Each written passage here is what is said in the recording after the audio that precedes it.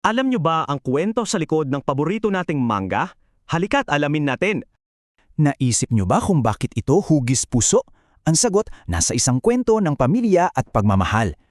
Ang kwento natin nagsisimula sa Zambales. Sa isang pamilya, may mag-asawa at 3 anak na lalaki. Pero may problema. Habang masisipag ang mga magulang, ang mga anak naman nila, sobrang tamad. Kaya laging nag-aalala sina Mang Pangga at Aling Manggita.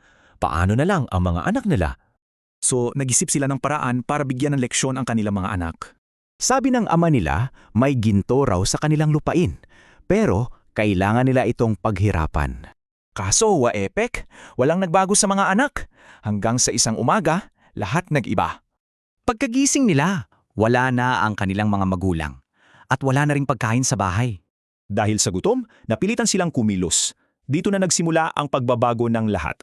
Sa paghahanap nila ng ginto, may nakita silang 2 di pamilyar na halaman. Parang may kakaiba silang naramdaman. Tila konektado ang halaman sa mga magulang nila. Eto na yun, natuto na silang magtrabaho. Pag hindi kumilos, walang kakainin. Inaalagaan nilang mabuti yung mga halaman hanggang sa naging puno ito at namunga. At isang umaga, may milagrong bumungad sa kanila. Yung mga berdeng bunga, naging kulay ginto. Napakaganda! Tinikman ng panganay na si B-Boy. Sabi niya, "Wow! Ito na ang pinakamasarap ni prutas na natikman ko." At doon, nag-gets na nila.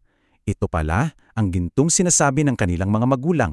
Ito'y bunga ng kanilang paghihirap at simbolo ng pagmamahal ng kanilang mga magulang. Kaya bilang alaala sa kanila, pinangalanan nila itong Mangga, mula kina Manggita at Pangga. Isang pamanang puno ng aral tungkol sa pagmamahal, pagsisikap at sakripisyo. Ngayon, isipin natin, anong ginto naman kaya ang iiwan natin bilang pamana?